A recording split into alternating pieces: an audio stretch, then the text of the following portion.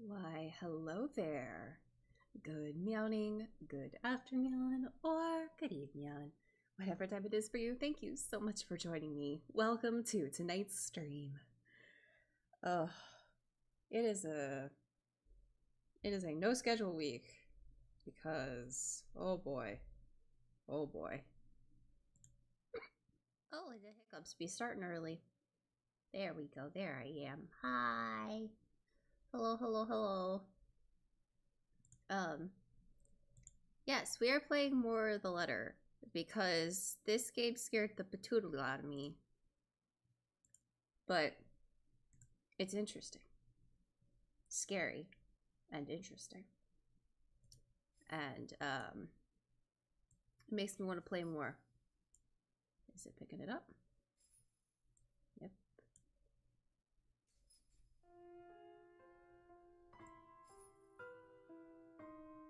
There we go. Okay. I need to up this on my side. Yay, there we go. Okay, much better. I was, oh god. I posted about it on Twitter, but I was doing some recording last night. I fucking hyper-focused and did like 4 hours of recording. But I had to turn my microphone way down because I was doing some different voices. And, forgot to turn it back up, apparently. But yes, The Letter. We weren't in a technically scary portion last time we left off, but, we'll see what happens. Alright, oh, what happened to our relationship? Well, that's right, Rebecca had gone way down, but Ashton went up, and that's all I care about. I really don't care if Rebecca doesn't like us. I just want Ashton to like us.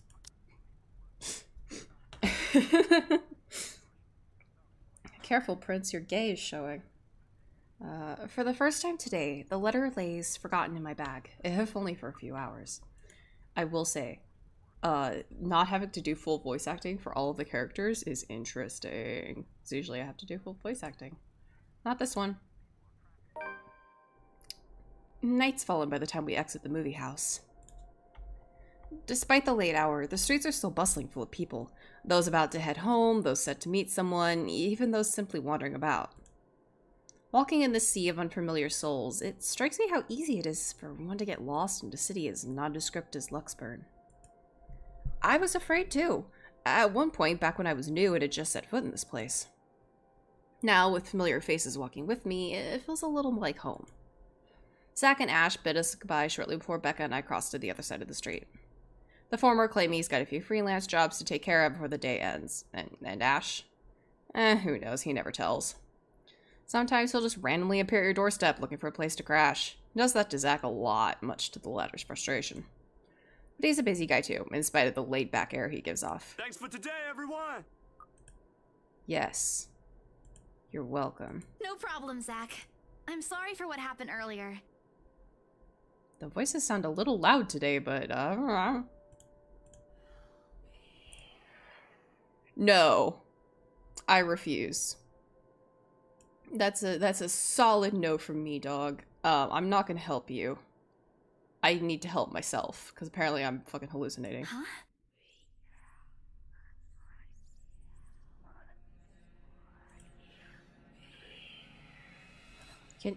Can you not? I was having a great ass time with my friends.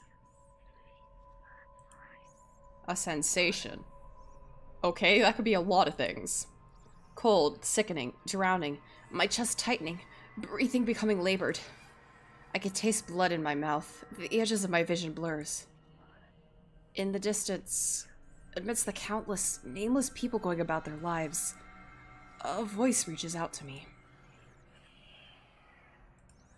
Pleading even as I clench my eyes tight and clasp my hands over my ears. Whispering and whispering and whispering. Calling out.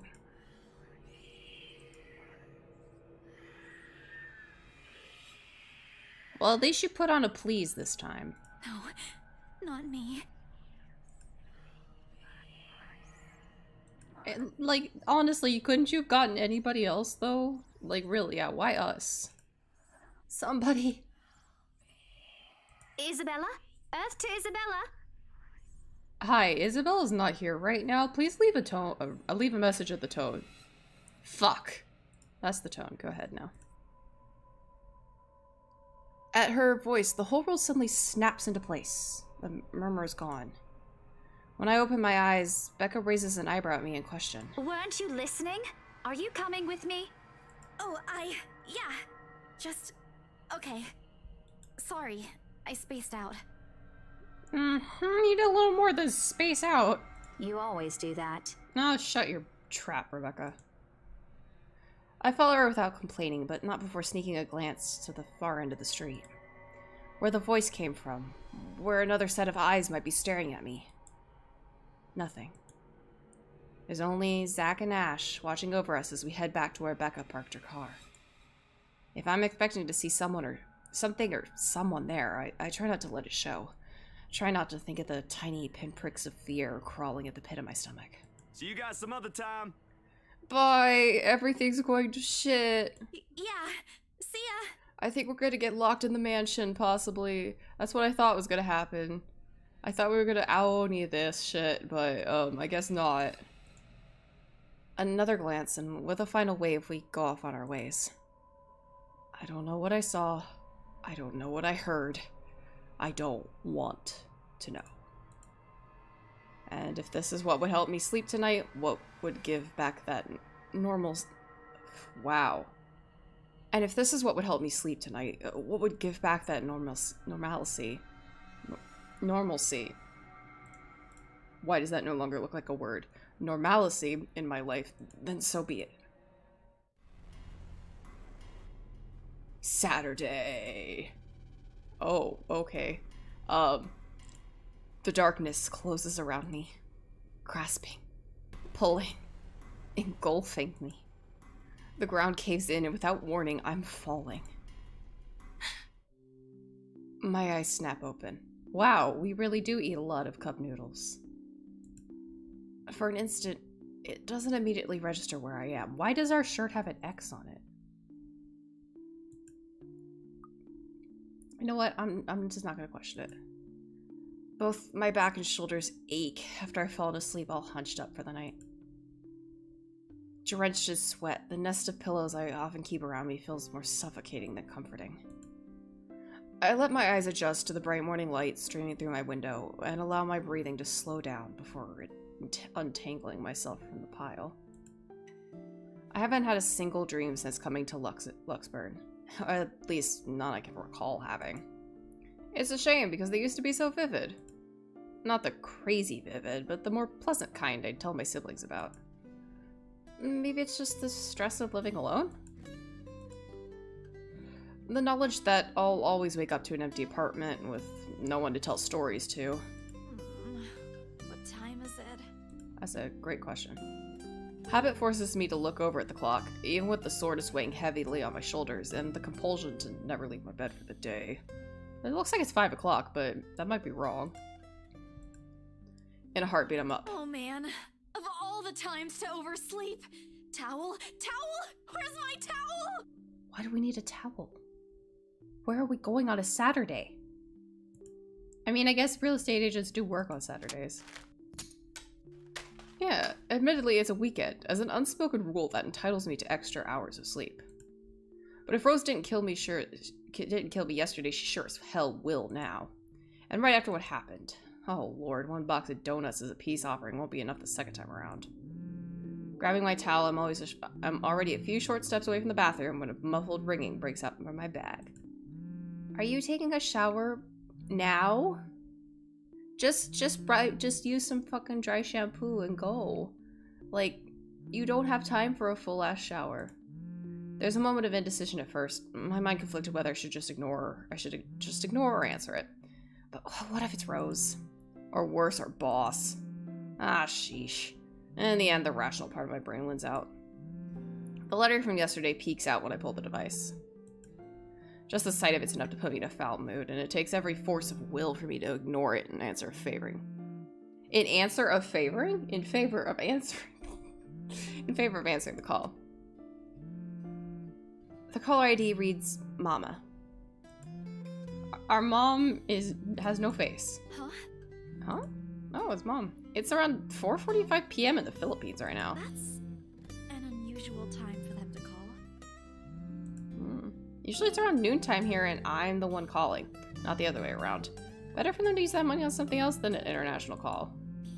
Regardless, in the most cheerful tone I can gather. Hello? Hello? Grace? How are you? Nani the fuck? Mama! I'm doing okay. How are you guys over there? What? Okay, there's a new thingamabobber. Luxburn Independent Film and Theater. Oh no, we'd already read that one. Okay, profiles. Oh, okay. Maria Isabella Grace Cruz Santos. Okay. That's why we're called Grace. We're good, we're good. EJ won a storytelling contest at school the other week. Brought home a medal. I thought you should know.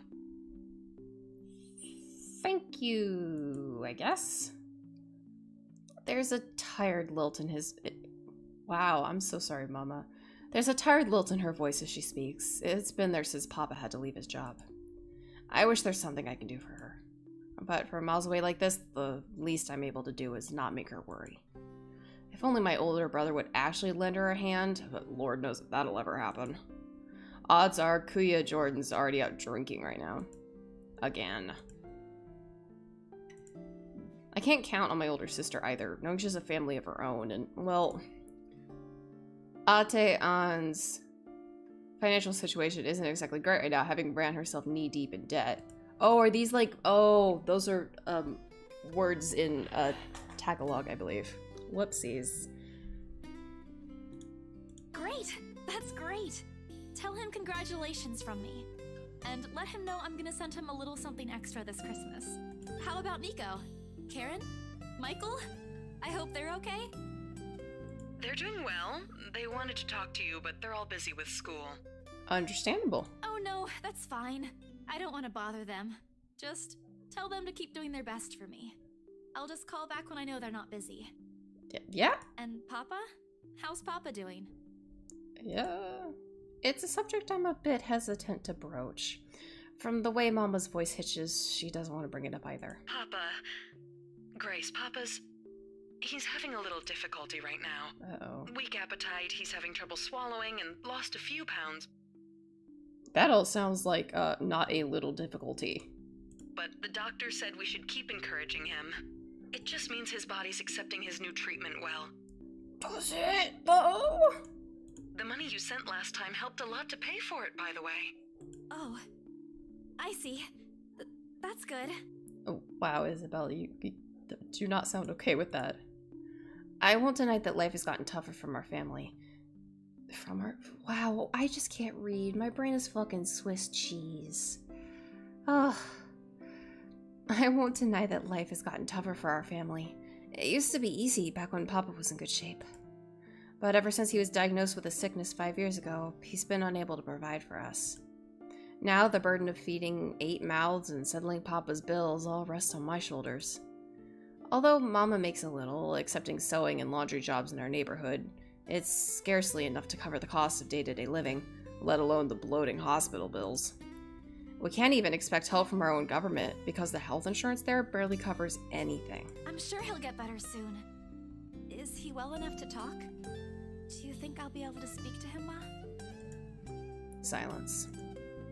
I start to think the call got cut until... Listen, Grace. Uh-oh. That's never a good sign. Maybe it's better if we transfer Papa to a different hospital. Somewhere cheaper? I wasn't expecting to have this conversation, but, What? Why? Did something happen? Is it the deposit issue again? Give me the hospital's number. I'll talk to them. No, it's nothing bad. The service here is good. Too good. Even the doctors. But I'm worried you're working yourself to the ground because of it. Well, I mean, yeah, but... Mama, we've been through this before. I want the best for Papa. Mm-hmm. And don't worry about the bills or the medicine, or me for that matter. I can handle myself. Everything's going well here. In fact, fact, we're about to close a large sale. Hopefully. If not, then I'll find another way. She doesn't need to know that. Sorry, Mama. You taught me not to lie, yet look at what I'm doing. I'll have money to send over soon to cover the rest of Papa's treatment. And there's more than enough for Karen, Nico, Michael, and EJ's school tuition, too. Thank you so much, dear. I appreciate it. We all do. But And now's the time to cut the call. Cut the call. Cut the call. So I gotta run. I just wish you'd come home to us soon. Oh, that wasn't what I was expecting. That's kind of sad. Oh.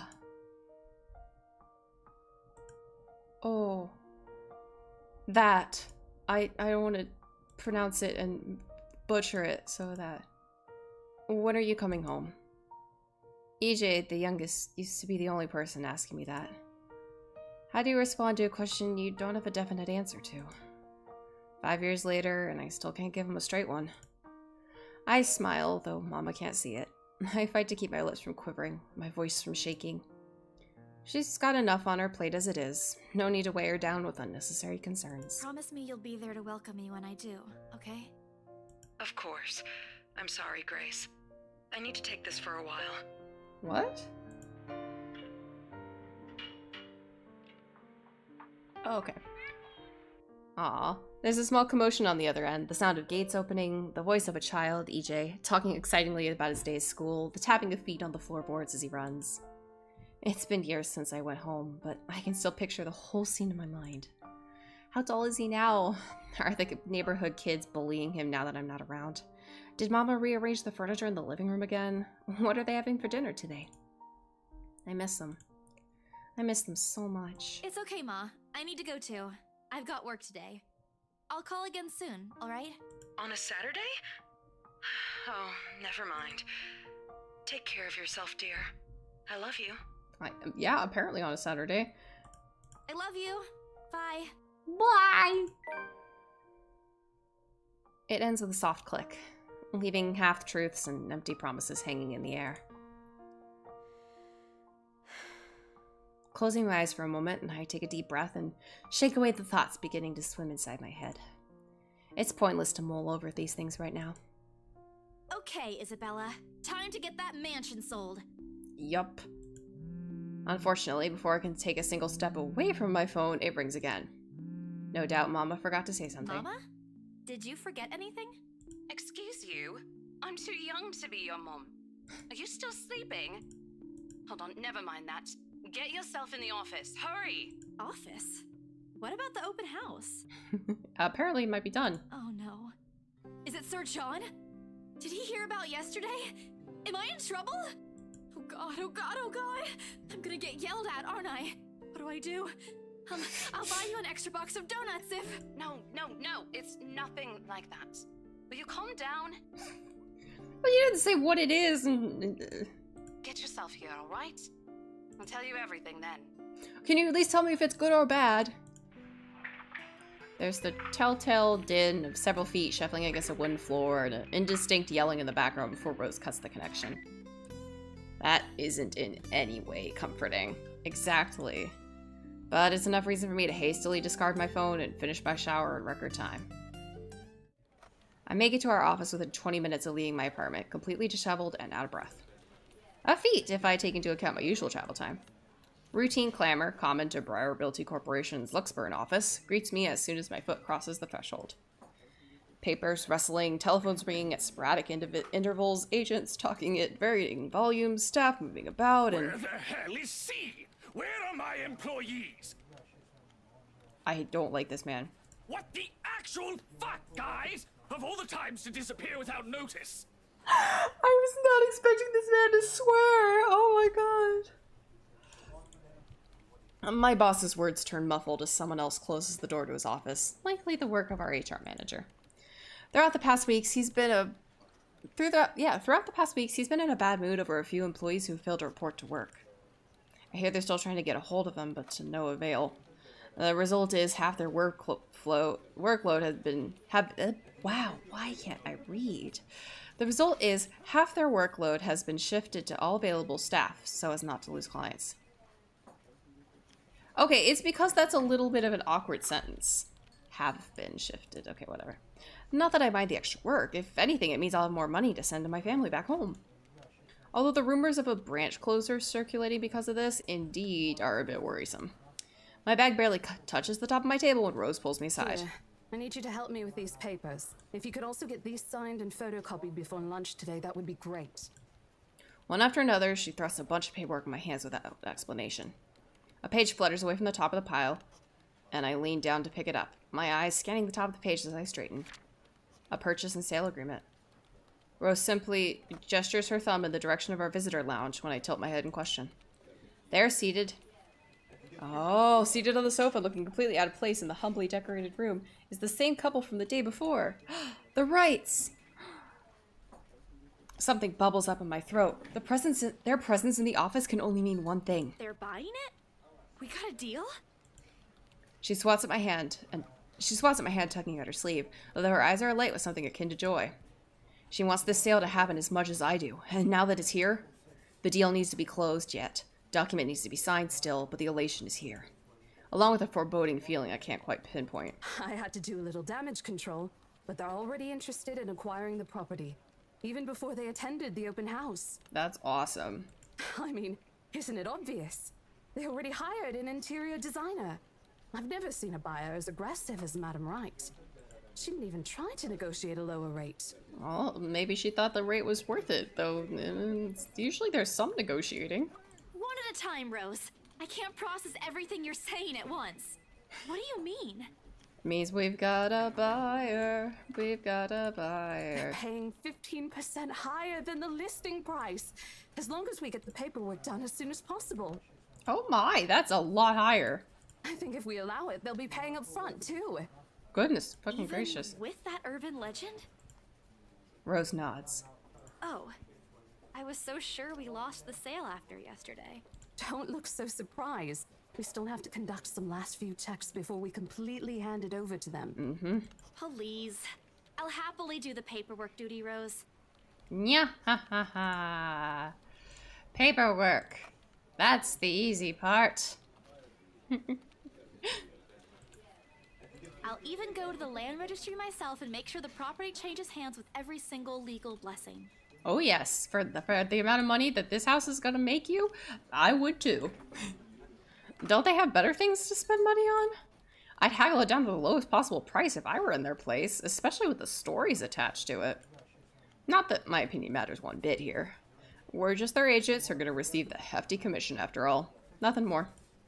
Rose gives me a pat on the shoulder, signaling that she's heading back to them, and an unspoken instruction for me to follow after I'm done. It doesn't take me long to finish what work she left me. In fact, having our boss sign the agreement is the easiest, so did it put him in a better mood to the entire office's relief. Ma'am Hannah calls me over the minute she notices my presence at the lounge door. She welcomes me with a bright smile, her movements more open than one would typically expect from a passing client. Oh, Isabel! How are you feeling? You looked awfully dreadful yesterday. Still really close with the name, but not actually my name. I'm beginning to think if this game isn't originally in English, simply because some of the sentences are just such a weird grammar that it's tripping me up. Isabella, I'm fine now, ma'am. I appreciate your concern. Yeah. I don't know if this game was originally not in English. Or it's just weird writing. I don't know. I really don't understand why they can't get my name right. It's a fairly common name. It shouldn't be too hard to remember. Regardless, I hand them their copy of the agreement. Wonderful. Your team works unbelievably fast. Well, money is the lube of the world, so I don't like that sentence that came out of my mouth. I mean, it's true. I just probably could have worded it less weird. Ma'am Hannah skims through each of them with a scrutinizing eye, checking every page for any inconsistencies and errors. Despite the unassuming impression she gives off, she appears fully aware of what to look for and the process contracts like these undergoes. It is surprising, to be quite honest. I hadn't pegged her for someone who's worked and well-versed in these things, yet here she is. She shows some of it to her husband, and he responds with the same passive interest, as if he's more than happy to leave everything to her. I can't tell if it's purely because he believes she's capable enough, or if he doesn't care about what they're buying, or if he simply finds paperwork tedious. Apparently satisfied with what she sees, Ma'am Hannah claps her hands together before extending it to us for a shake. Rose and I release the breath we've been holding, both of us more than happy to return the gesture. That settles it then? Are you really sure about this property, ma'am?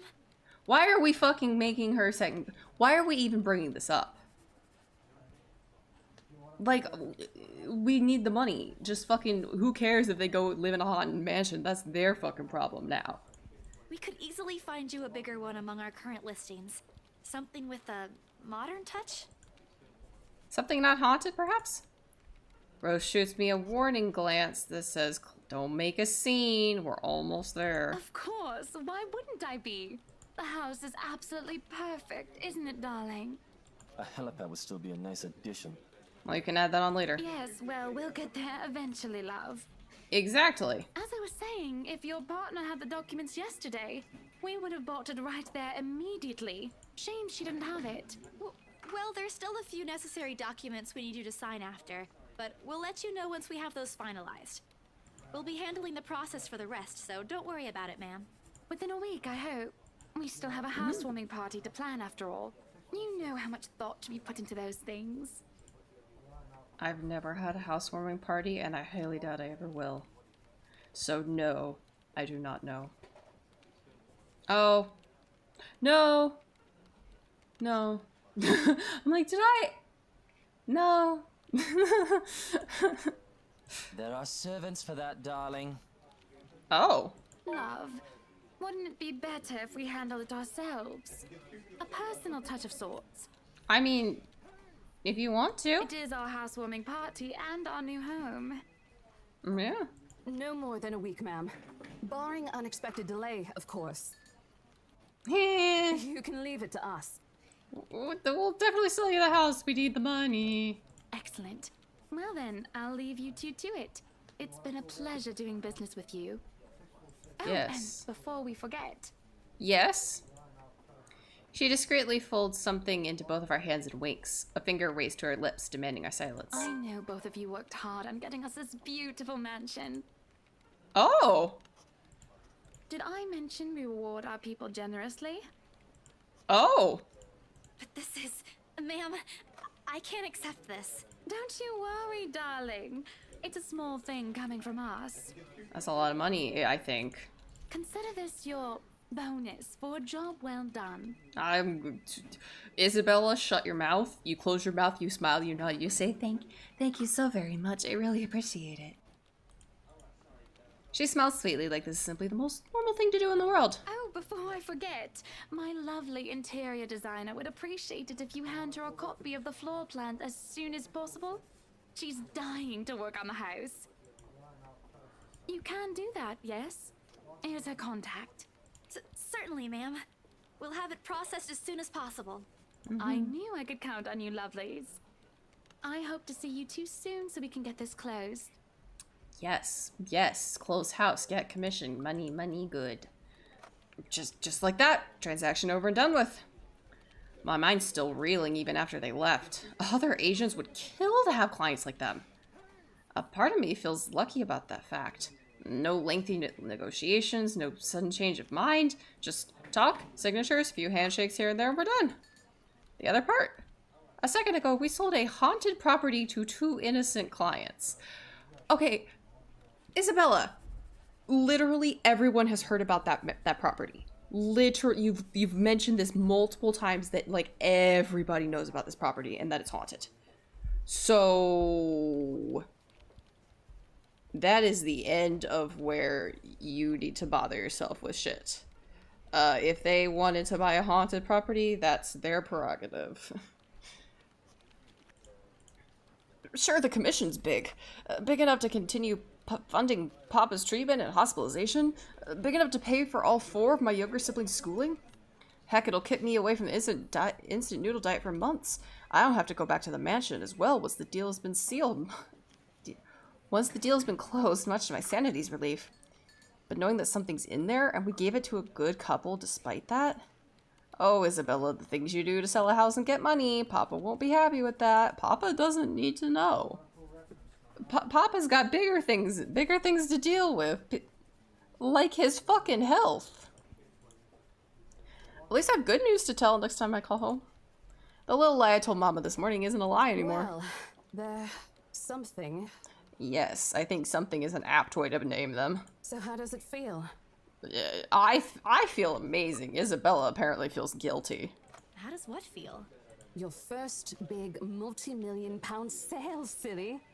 I know you've been with us for years, but this has got to be memorable for you. So we are in England. I don't know why so many people are not British. Okay, this is Luxburn. Is Luxburn an actual city?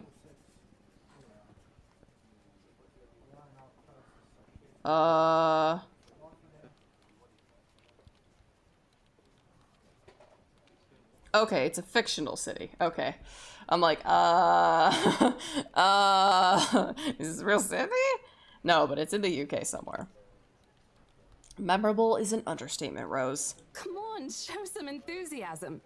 They gave us a bonus, too. Aside from the commission and the other bonus boss promised. Yes, many bonuses. What are you gonna do with it? I almost said eat it.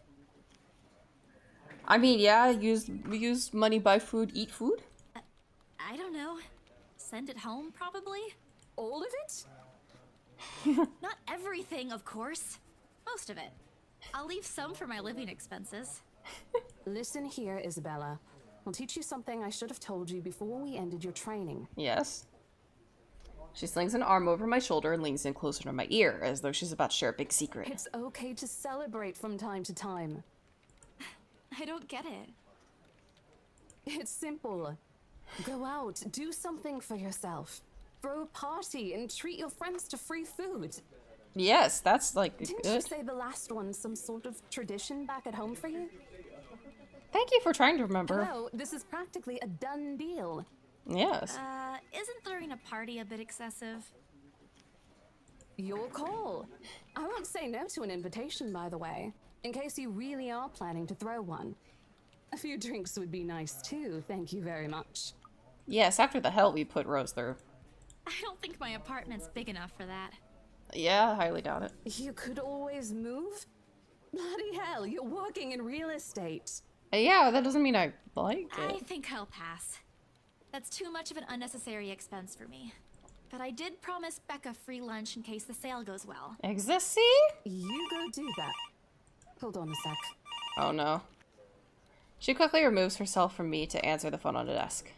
Her tone shifts from playful to professional in the span of a few seconds. Today? Not a problem, ma'am. I could bring you a copy of the contract if... Must be another client. Nothing surprising there. She's one of BRC's top agents, no matter how modest she appears. A saleswoman through and through. I, on the other hand, have very little knack for it. Of course I learned eventually. I had to. But someone else will, without a doubt, do a better job. Once, though, in a drunken stupor, Rose told me a story of what could have been. Years ago, wide-eyed, young, and brimming with yet-to-be-fulfilled dreams and ambitions, she was a term or two away from a nursing degree. Out of courtesy, I never pressed on the matter further. But perhaps it's where the sense of fondness started. A small connection due to one similar experience in our respective lives, of goals we both let us pass by because the circumstances we're in. I'd be happy to discuss this over tea, ma'am. All right, I'll be there. Thank you. Oh yeah, discussions over tea. New client? Oh boy. Reassigned. Oh. Have you heard from Mark at all? Not since the first visit to the mansion. Hmm. Why? No news from the HR yet? None at all. Boss thinks he ran away. Oh, all the people who have disappeared. I doubt it, though. He's too much of a wimp for that. Oh. There must be another reason. Who knows? Ghost. I'm putting my chips on Ghost. I need to move things around on my desk, so pardon the move on my mic. There we go. Okay. Anyway, I've got to meet this one. I'll see you later. Yes, go have tea. Have fun. Why did I clicked off? She throws a wave over her shoulder. She rushes out of the office. The lunchtime bell sounds shortly after, followed by the chatter of fellow agents also heading out for a much-needed break. Ordinarily, there's no need for me to go out. But oversleeping didn't allow me the luxury of packing my own lunch today. If one considers an instant noodle cup from my pantry packing your lunch. Time to make good on the promise I made to Becca, I suppose. Maybe invite Zach and Ash too? In the end, only Becca and Zach could come. Ash, on the other hand, couldn't be reached. All of my calls went straight to his voicemail. He's at it again. Right here today, gone the next. Oh well, his loss. We've agreed to meet at a nearby cafe. The same one I frequent with Becca because it's cheap and they give away free bread around closing time. Quaint, a little old-fashioned, though looks a wee bit out of place amidst the city's tall buildings, but we love it all the same. Much like its facade, the interior carries an antiquated charm with it. Vintage Vintage art pieces and a row of shelves boasting an extensive collection of books cover the walls. It would have been nice to hang out here for hours on end, but even on a weekend, the place is still packed with people. Thankfully, Becca and Zach have already found seats and are engaged in some casual chatter when I arrive. It's strange seeing the two of them without Ash accompanying the other. They've never been particularly close. What? Huh? What? That sentence didn't make any sense. No. Sure, they talk when they meet, laugh at the same things when there's something funny, but there's distance, the kind born purely out of differing interests. Oh, so are they not close with Ash? What? Or Becca and Zach aren't very close friends. I don't know. This whole... Something is happening in this section. Like, I'm not understanding a lot of it. And I know my brain is Swiss cottage cheese, but I can understand some basic English. That or Zach's simply afraid of Becca. It's not impossible, and I won't blame him if he is. He might be the tallest in our group, but everyone knows it means nothing against Becca's temper.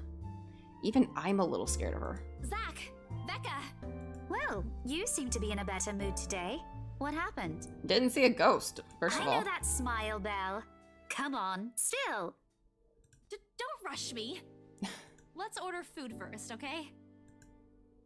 A waitress comes by to take our order. On a normal day, me and Becca will order a hearty serving of their special vegetarian stovies. Zach takes anything with a good helping of meat, sausage, or potatoes in it. But today's a good day. Great, even. And it's not wrong to indulge a little, right? Today's special. For the three of us. Oh? Even the person jotting down our order looks surprised at today's meal choice. She writes it nevertheless and leaves out a comment. Becca furrows her eyebrows, her mouth halfway open, ready to let loose what's likely a string of reprimands. Why are you reprimanding me for ordering food when you were just reprimanding me for not eating food? Don't worry. It's my treat. The glare she sends my way reminds me of the one I received from Mama when I punched a kid bullying my younger brother 18 years ago. Naturally, I never did it again after she made me apologize the next day. But Becca's far from bringing my mom. A small, sheepish grin is enough to turn that frown into a defeated sigh. Why is Becca upset? Like, what? Food arrives in the middle of a funny story from Zach, putting the rest of the conversation on hold as we're each served our order. It isn't anything fancy. Pan-roasted sea bass with citrus-dust asparagus and a portion of mashed potatoes on the side. Or at least that's what the daily specials board says. I never did pay any attention to it whenever I came here, since they price whatever's written way above what I'm willing to spend on food on a single day. Oh, good. I'm so hungry, I think I'm dying. Well, let's hope not. You're always hungry. Yes. Hey!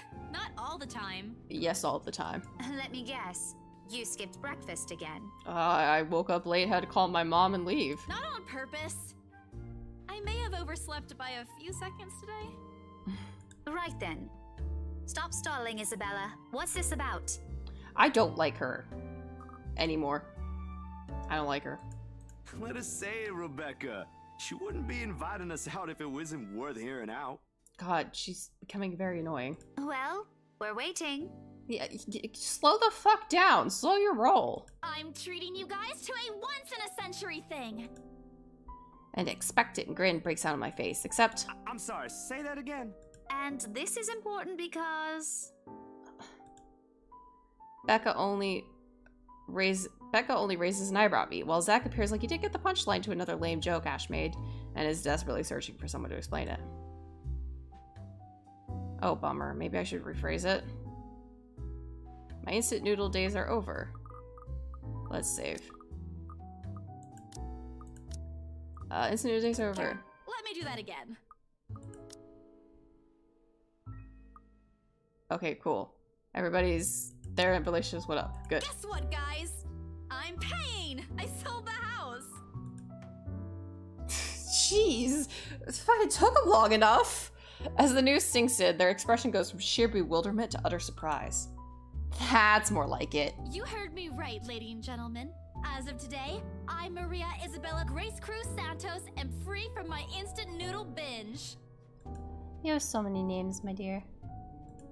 Seriously? No, I'm fucking with you. Of course I'm serious. Hold it, Belle. You sold the house? Well, I helped. Yep. Which house is this? In Aslam Village? The one with the open house yesterday? Yes, the scary haunted one, yes. The one and only. Come on, Becca. I know you've got a better memory than that. Yes. Oh, wow. That's... Can you not be fucking happy with me for me? She lets out a hum. Although she's nodding, she gives the impression of someone who has heard something unbelievable and is still forcing her brain to absorb it. Did she think we wouldn't be able to sell it? Yes, obviously. Have some faith in me, Becca. Am I not your best friend or what? You don't believe me? I don't think she does. The words tumble out of my mouth before I could stop them. I've been trying to avoid bringing up yesterday's little spat, and judging from the looks on their faces, it seems they are too. Me and my stupid mouth. I'm sure it ain't the way you're thinking, Bella. No, I do believe you. Mm-hmm. But don't you think the sale happened a bit too fast? The open house only started yesterday, and now you already have a buyer? Are you gonna look a fucking gift horse in the mouth, my man? Are you gonna look this gift horse straight in the mouth and go, how your teeth looking? I didn't know what that expression meant until I had it explained to me. That basically, you can tell a lot about a horse's like health by looking at their teeth. And so, if you look a gift horse in the mouth, you're basically saying, I don't trust that you didn't give me a fucking whack-ass horse. And I need to look at it. Show me them chompers. Let me make sure this horse is healthy. So now that I know what that means, I'm like, oh, okay. It happens from time to time? I mean, yeah. If somebody's really fucking dead set on that house, and they see, like, at my job, I hear a lot of people have moved. Like, we get a bunch of people have moved, and they're always like, what's the tax on my move? And we're like, calm down, likely nothing. But there are like, we hear a lot of stories about people who've like had their eye on a house, like, you know, it's in their neighborhood or something, or it's a neighborhood over, they drive by, and they're like, you know what, if that house ever goes on the market, I'm fucking snapping it up, like, I'm gonna buy that house. And then it goes on the market, and they buy the house, and they move. So, like, it doesn't surprise me. I mean, maybe for a big, like, expensive house, it might be surprising, but I don't know. I'm not gonna look this gift horse in the mouth. Yeah, but... Yeah, but... Look, I'm happy for you. Just yesterday, you've been really worried where to get money for your dad's new treatment. And now, all of a sudden, you have something. Exactly. What if the sale doesn't push through, or I don't know, they're a fraud, or they suddenly back out? Oh my god, we not be happy for me? Can we not go straight down the realm of, like, bad things happening? Isn't it a little too early to celebrate? It's what, a $30 lunch? We have the cash. Rebecca does have a point, Bella. If you haven't closed the deal yet, there's still a chance they'll go back on it. Oh my god. They don't seem like it to me. The lady appeared to really want it, and she approached me without even finishing the tour. Pressured me into it, more like it. But I'm not gonna tell Becca about that, knowing that she'd only worry. And she already hired someone to handle the house's interior design. You're joking. Who would do that? Rich Fox! I don't know. The Wrights, apparently. Yeah, exactly. It's actually pretty funny. She's a bit too excited to get the property, she forgot to buy it. At any rate, they've already signed the agreement today, so it's just a matter of time. And don't tell anyone about this, but Ma'am Hannah also gave us something extra. Something as in... What the fuck do you think it is? She gave us a puppy. No, she fucking gave us money. As in, it's why I can treat you two to a free meal. I'm more surprised you accepted it. Why would I not? She didn't really give us a choice in the matter. So don't lose sleep over this, okay? The couple really want the house. Why are they... I'm so confused. Why are they, like, trying to talk Isabella out of being happy? I'm so confused. Like, they seemed like they were really like, yeah, awesome. And then suddenly fucking everything hit the fan. Why? People are confusing. Written people are confusing. If Rose didn't stop them, they'd likely have paid up front for it yesterday. Yeah. That's despite the legends, too. I even tried to show them the letter. But nope. I want this house, darling. Go take all our money. You don't really think they'd believe that, do you? I'm pretty sure for them, those are just rumors as well. No one is that superstitious in this day and age, Belle. I really hate to break it to you, Becca. There are a lot of people who are just as superstitious, if not more so. Like, let's be real. Ugh. Alright, moving on. Well, there's you. Oh, you can shut your fucking trap. Right. You know what? I'll just eat all of these by myself. Yeah, seriously, like, why are you being assholes? Like, accept the free food. I began to gather their plates to my side, the food in each still untouched. A laugh almost escapes my mouth with the way Zach's expression quickly changes to disappointment. Becca's hand interrupts me just as I'm about to pull her plate closer to me. I'm kidding. Don't go all pouty on me again. You did not fucking sound like you were kidding, ma'am. I'm just concerned you'll get hurt if this doesn't happen. I know how badly you want to close this deal for your papa. Do you think my brain isn't... I don't know, maybe this is just my brain. Like, do you think my brain hasn't gone through all the different ways that this could not work out? Like, seriously. I'm sure he's gonna be fine now, though, with the money. They don't know yet. I think I'll call them tomorrow. Let them know things will be easier. I mean, yeah. Mama said this morning he's showing progress with the new treatment, too. It's just a matter of time. I allow myself to smile, genuine and uninhibited. It's strange talking about this with other people, even those who have known you long enough. But today, things simply feel a whole lot lighter with them here. You could have fooled me. Lunch passes in an enjoyable fashion. A laugh here, a playful chat there, but most of it's spent on catching up and telling stories about whatever's keeping us busy these days. Something we couldn't afford to do the day before, taking into account what happened. Even Becca's surprisingly chatty. Is there something in the sea bass we ate? Zach, though, appears less energetic. While he's far from being the life of the party, he's definitely not the type to keep quiet in a conversation with his friends. Apart from a few inputs, he's been silent the entire time. If Becca notices... Are you sure you're not feeling under the weather, Zachary? Yep. Huh? No, I'm okay. No worries, Rebecca. Doesn't sound okay to me. It's okay. I might be feeling a little bummed out today, but I'm sure this will pass. Yep. Can't a guy just not be feeling 100%? Is it about the reviews this morning? Uh-oh. A pained expression crosses Zach's face, and almost immediately Becca retreats in her inquiry as though the man's look is enough of an answer for her.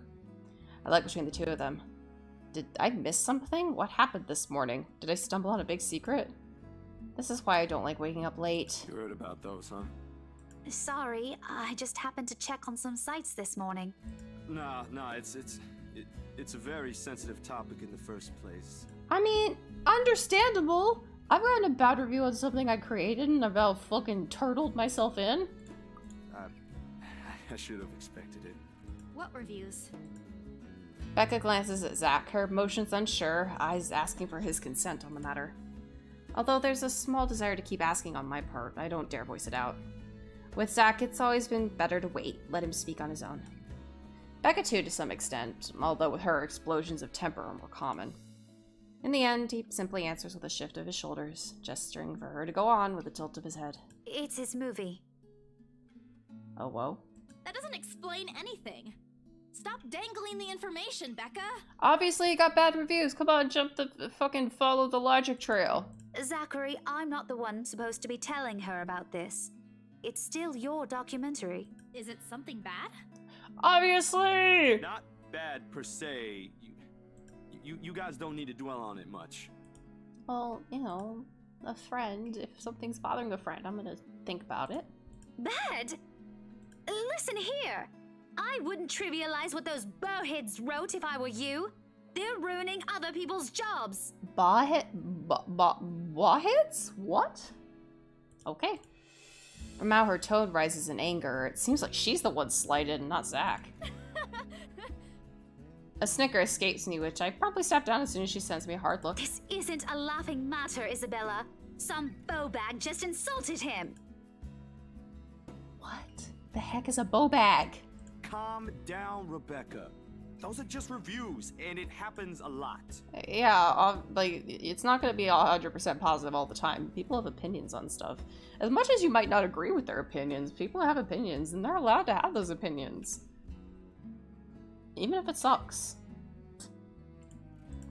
I do not ken about you two, but calling the entire film an out-and-out dribble, you're better off watching an educational kids' TV show, and worst 1.5 hour of my life, among other things, isn't exactly a critique any decent movie reviewer would say. Jeez, okay, calm down. You're making me anxious, madam, with your yelling. Calm the fuck down. Also, I didn't care. Didn't. If you could call that a critique, did we even watch the same film? Shh. Calm. Deep breaths. Getting angry at us won't change anything. Well, maybe I ain't cut out for it. Better stick with my photography or something. Oh, Zach. If nothing else, this helped me open my eyes to what I can and can't do. You're giving up. Well, don't fucking put it like that. Be nice. It wasn't a question. It was just something experimental I did on my free time anyway. It's no big deal. But you worked on it for months. Yeah? I worked on things for months that was just fun. Doesn't look like it matters for those people.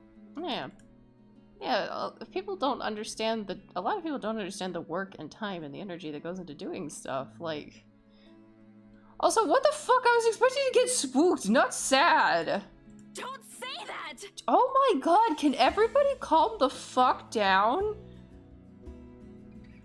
Like, oh my god, I'm on fucking a razor's edge today. But y'all people are off the fucking edge. Y'all are in the fucking void. Okay. 3 deep breaths, Isabella. Everything can be sorted and dealt with, and you don't need to fucking cause a scene. Okay. My palm strikes the table, sending this tableware on top clinking against each other. I didn't even notice when it rose from my seat. But here I am, chest heaving, looking down at him in the same manner a teacher would at any unruly student. Look, if someone fucking did that to me, I'd be out of there. I'd be like, okay. If I'm not allowed to have, like, second thoughts and feelings about shit, okay, bye-bye. Becca's probably proud. I didn't mean to yell, but there are some things people like Zach aren't supposed to say. Like? How exasperating. He of all people should know. It's just a review. Except they're pretty well-known critics. Why does that matter? They aren't the ones calling the shots on this. Isn't that why they have a committee? Right, Becca? An amused gleam is in her eyes when I turn to her. What does she find so entertaining here? Help me here. Your friend's about to quit his passion for a petty reason. I haven't read what those people wrote about his work, but a few scathing words shouldn't be enough to discourage someone. Look, I got some real fucking bad news for you there, Isabella. With creatives, a few scathing words are enough to fucking murder any creative drive you have. Like, let's just get that clear.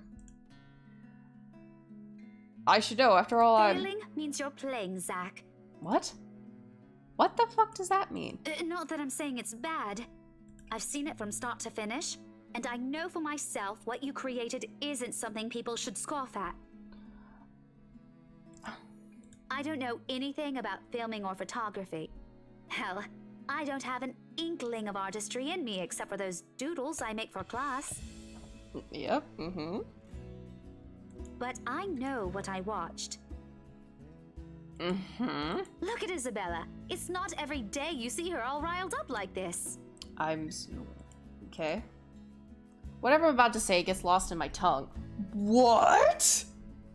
This might be actually British, because some of these things make no sense to me. Like, what do you mean got lost in my tongue? It's on my tongue. It's also on my tongue. As a flush of embarrassment blooms across my face. It was a heat of the moment thing. And anyway, I'll be very angry with you if you quit. Okay, and? What about the exhibit? What exhibit? Classified information. Even if I bring you your favorite tonight? No. Nope, not a chance. Oh, come on! I thought we aren't supposed to have secrets. Yeah, I'll have as many fucking secrets as I want.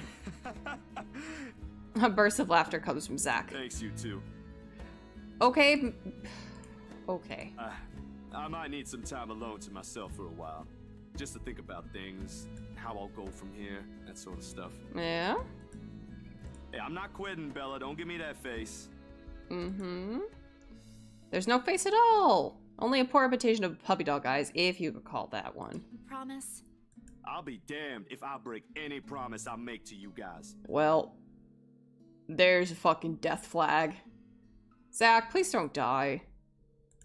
Besides, you're right. It's too early to say anything right now. What's night ain't for another week? Okay, yes, that is a big jump to make there. And that's all the answer I need from him. As sentimental as it sounds, there's fulfillment in knowing another person you know won't take the same path you've walked. It's not like it's over for me, though. I still have time. I could still come back. Do my own thing, do what I really want to do.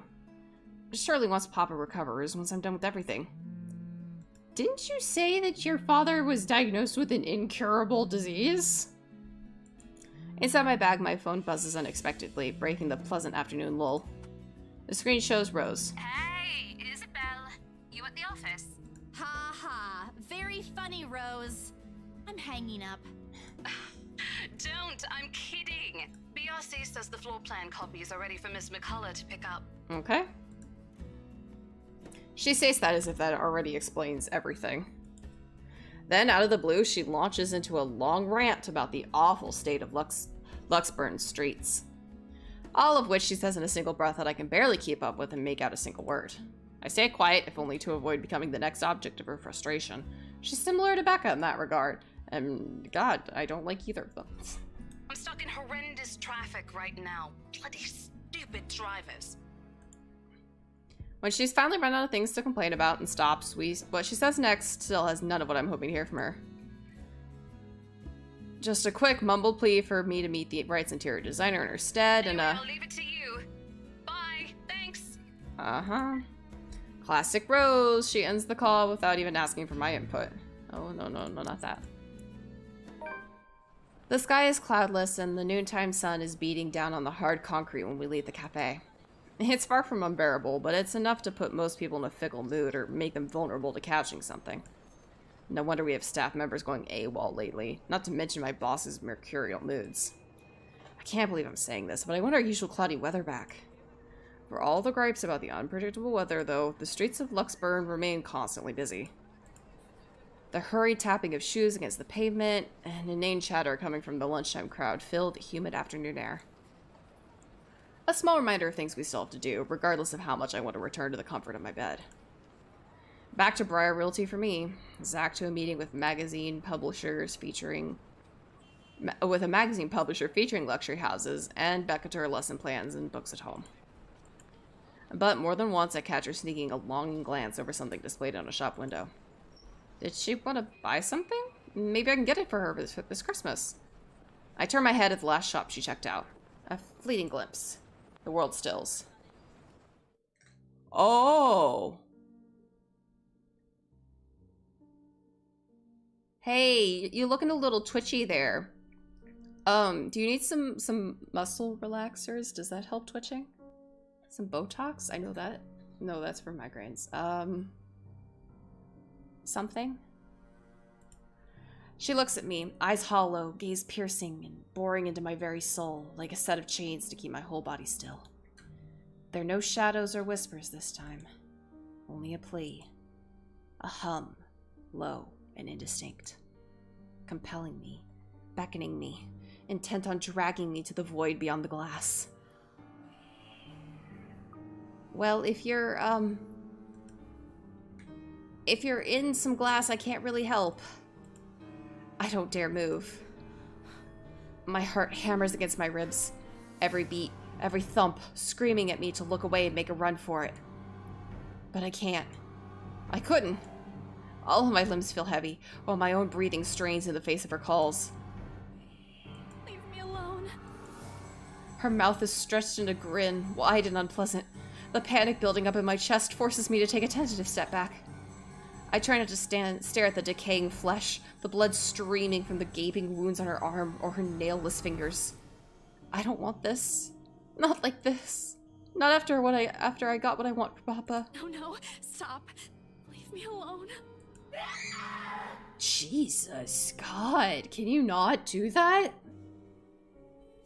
I love how it's like we finally got to the spookies and I'm just like annoyed. Like that whole scene just like ruined everything spooky.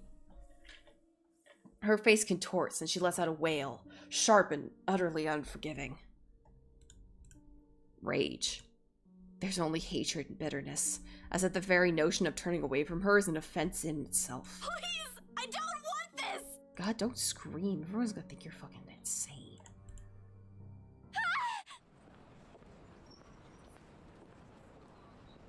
Okay, well... Okay. Before I know it, I'm stumbling backwards, my own throat hoarse from the screams I didn't even notice already coming out of my mouth. The back of my feet catches on a loose stone, setting me sprawling on the ground. The resulting pain completely jolts me out of the haze, blurring my mind. For a little while, my surroundings appear unfamiliar, until Becca's face swims into my vision. A look of concern is on her face, and her hands are gripping my arms tight.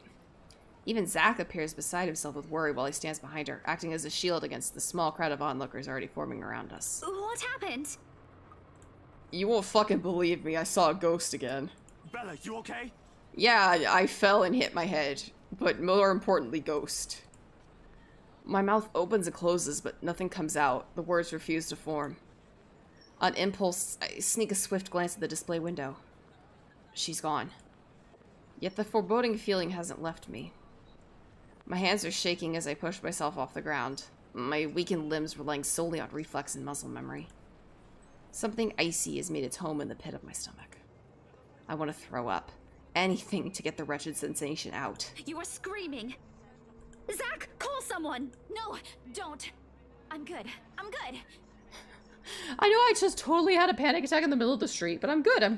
Totally fine. See, I bounced back very fast. I'm very resilient. I need to get to the office. Rose, the floor plans. Someone's going to pick it up. Yeah, obviously that's the first thing we really need to worry about, is the floor plans. Obviously. I'll see you later. Bye. I know you're totally worried about the fact that I took a fucking wicked tumble and hit my head again for the second time in 2 days. But I'll be fine. Careful. Don't stand up yet. Stay put, Isabella. Zach, you watch over her for me. I'll call for someone. Yes, someone. That'll definitely help. I attempted a smile to put her at ease, but it likely comes off as a grimace. Gently, I push her hands on my shoulders. My knees are still trembling, but I can stand. Leave. Leave me. Stay away. Away. The humidity's stifling. Everyone's stares are unnerving. And Beck and Zach's concerns are suffocating. I don't want to be here. No more. I break into a run. I wish I hadn't left my bed this morning. Here, with only the occasional drips of water on the sink and the whirring of the fan blades to keep me company, it's easy to fall into a cycle of negative thinking. But even with the clutter to keep me company, the room still feels a whole lot bigger than usual. I hug my knees closer as a group passes outside. Loud. So loud! If only there was a way to tune everything out, to keep my head from replaying every image, every sound of her. Her screams, her awkward gait as she reaches for me, her bone-chilling smile, her pleas for enough. That's enough. A shiver passes over me, though it's not from the hair still hanging damp against my back, nor the draft that enters the room from the windows I've left wide open. My gaze shifts over to the letter sitting at the coffee table, its edges fluttering innocuously as the wind touches it. Funny how an ordinary-looking piece of paper could bring this much trouble. The impulse to throw it away or rip it to pieces is still there. I can easily do that. Oh my god. I can easily do it, but after that, what? Will she leave me? What about the people who've already seen it? Will they be okay? This uncertainty gnaws at me. Knowing that she's real and might also go after people I care about? I just wish someone would listen. Believe me. The abrupt break in the silence nearly makes me jump out of my skin. Blindly, I fish my phone out from the mess of paper and cushions where I've carelessly thrown it before taking a shower hours ago. Ash's name flashes brightly on the screen. Ash! Is he calling because of this afternoon? Thank you so much for spamming my inbox, scaredy cat. Hey, Ash. What's wrong? The immediate tell. I just had a long day. The couple who bought the house wanted us to finish processing the papers within the week. It's a little hectic, but we'll manage. Really? You sold it? Don't sound so surprised. I told you, you don't stand a chance. The rights won't take no for an answer. You've been on the losing end from the very start. Ha! Whoever said I was interested in the house in the first place? But you said... He was obviously fucking lying to get close to you, Isabella. Come on, this is fucking romance 101. Despite his light tone, his snicker only comes off as annoying to my ears. I have to fight the urge to end the call right then and there. Stupid Ash. You're such an ass. And just so you know, I'm not treating you to a separate celebration. Or ever. No, that's just unfair. And here I was looking something up for you. Didn't you say you wanted to talk to Andrew? Oh yeah. I pause. I did say that, but I didn't think he'd actually go through the trouble, considering how much he scoffed at the whole topic in the first place. Is he okay with that? Yeah, come on, Isabella. Come on, Isabella. It's all good. Totally. Besides, I need to ask him about something. I might as well do it soon. Yeah. What do you say you come with me tomorrow morning? Oh wow, that's real fast. Well, there's no harm in it, I suppose. I've got a free day anyway. Great, I'll just pick you up. Don't oversleep. Yeah, no promises. Don't compare me to you. I'm not the one who sleeps like a rock. Could have fooled me. Another round of chuckles come from him. Oh, I will live for the day he'll stop making fun of me. Just wait, you asshole. As I'm about to end the call, he clears his throat. And, Isabella? Oh, whoa, that's the tone. His sudden, diffident tone sends my eyes shooting up into my hairline. Is the world ending today? Yeah? Did you forget something? Do you think we... Uh-huh? Never mind. Good night. Fucking losing your nerve. Should ask me out when you have the fucking chance. He hangs up instantly. Rude. Completely rude. I didn't even get to thank him. The busy tone, though muffled, echoes through the receiver. No one's saying this will work. Even I'm doubtful it will. But right now, I'll take anything. Anything to get out of this nightmare. Whoa. Alright, let me scoot a little. Let me get a drink of water first, actually. Hello, my dear Millerosians. If you have not taken some drink, blah, blah, blah, blah, blah, blah. If you have not had some water or stretched, now's the time to do so. Take a drink of water with me.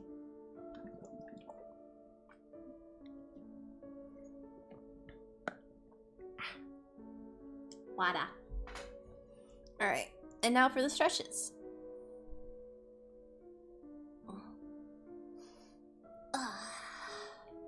Make sure you're sitting up. Don't slouch.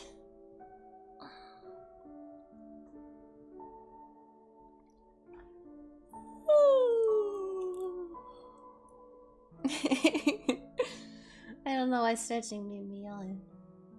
I mean, I already was a sleepy sheepy earlier. I was sleepy sheepy all day. Been sleepy sheepy all day. I woke up and it was nice and like gray and overcast, and I was like, oh, it's perfect sleeping weather. But then I couldn't sleep because I had to get up for work. And then I got really tired at work because it was just really gray and overcast, and I've gotten to the point in my work this week where I'm waiting on people. And I just wanted to curl up and take a nap. And I got to take a little bit, I got to lay down for a little bit during lunch. And I had that lay down where you're like, I'm not tired. I don't want a nap. I don't take naps very much. Excuse me, because it's hard for me to actually like fall asleep real fast. I don't fall asleep fast. But I laid down and I was like, okay, well, I'm not tired. I'm tired, but I'm not like sleepy tired. And I know I'm not gonna have enough time to do like a full nap. So I just laid down and read. But when I got up, my body was like, what? No, go back, lay back down. Go back to laying down. That was great. So, I'm still sleepy sheepy today. Alright. Sleep comes easier tonight. And for the first time in a long time, I dream. Of clear skies, of unrestrained laughter from children playing in the streets, and of small, cramped dwellings. To an outsider, this sight does not paint a pretty picture. However, this is home to me. It's a Sunday now. Morning dawns bright and clear the following day.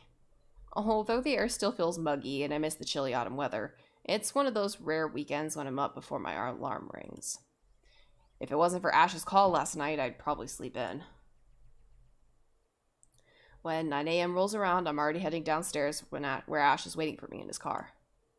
His hair's a disheveled mess, eyes drowsy, and overall looking like he hurried to get out of bed. Or fell out of it. Or both. He looks adorably rumpled this way. But I'm not going to tell him that. It only bloat his unbearable ego. Good morning, Ash. He makes a motion with a finger around his ear, tone it down. Can you even drive? Are you drunk? He answers me with a slight raise of his hand, a yawn, and nothing more. He's never been particularly fond of mornings, and for that, I'm thankful to every god in the universe. Less mental capacity for him to make fun of me. Ha! There's a reason why mornings are my favorites. Where are we going? It doesn't take long for us to reach our destination, the small cafe situated in... Wow, why do I keep wanting to say Luxembourg? Luxembourg's busiest street, the same one I'd often visit with Becca for cheap food. I've never gotten here on a Sunday, and it's striking how different it appears without the usual weekday and Saturday rush. The atmosphere especially reminds me of something we also have back home, near the university I used to attend. I wonder what happened to it. It was being renovated before I left, so I never got to go visit one last time. The place always had a calming effect on me. But today, despite standing in a place similar to it, anxiety easily washes out of me as soon as I step out of the car. I'm quite used to dealing with people I've never met before, thanks to my work, but still, I don't know him. In spite of the fact both Ash and Becca have vouched for him, what will he think of me and my story? What if he thinks I'm crazy? Hell, even my friends thought so. I draw in a breath to quell the panic beginning to rise in me. Oh well, only one way to find out.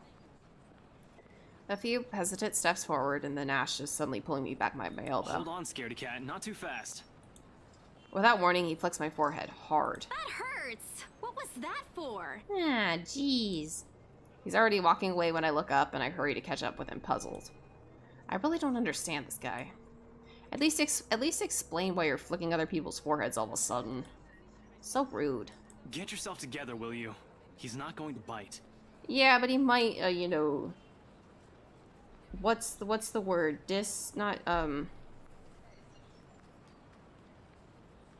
I can't think of the word. It's something... Dismiss my lived experience. Something like that. He's very accommodating, too. Oh, okay, that sounds nice. I wasn't scared of him or anything. And we're very scared of him, Isabella, don't lie. You don't look like it. Didn't sound like you were okay last night either. Huh? What was that last one? Mm-hmm. Hey, don't just ignore me. He's kind of tsundere. All questions and retorts die in my mouth once he opens the door to the shop. A cast iron bell attached to it chimes softly, announcing our arrival. The smell of freshly brewed coffee welcomes us as soon as we step in. Back here. Oh, Starbucks. Nice. Like the usual, several tables and chairs have been set up for the patrons. But most of the customers have forgone them, in favor of the more comfortable throw pillows and bean bags the staff have laid out on the floor. Becca would love to know they have something like this on Sunday. She's been complaining how uncomfortable the library chairs are for a long time now. That is not the man I was expecting, but okay. Ash leads me to a secluded spot near the window where an old man, probably in his 50s or 60s, is seated enjoying a brew and a book. Professor Clark. It's just Andrew now.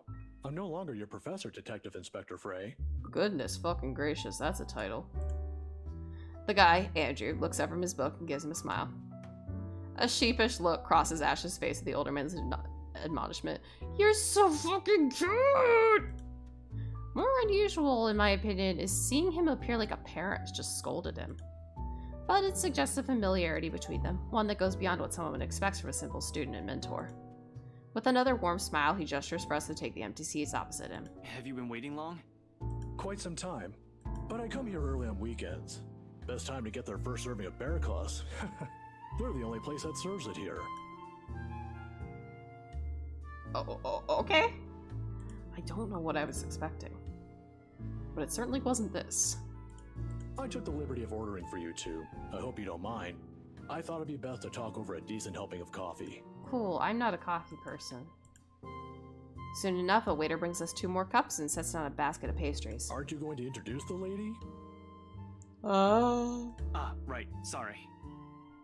I can introduce myself. Isabella, this is Prof. Andrew. He's one of my professors back at the university. Andrew, this is Isabella Santos. Santos. Portuguese? Spanish? Brazilian? Mexican? Filipino. Filipina, actually. It's a pleasure to meet you, Professor. Ah, your name carries a lot of history, Miss Santos. Just Andrew is fine. Don't do what Ashton's doing. He doesn't listen to this old man. He doesn't listen to anyone, more like. The awkward tension typically present at first meetings dissipates after that.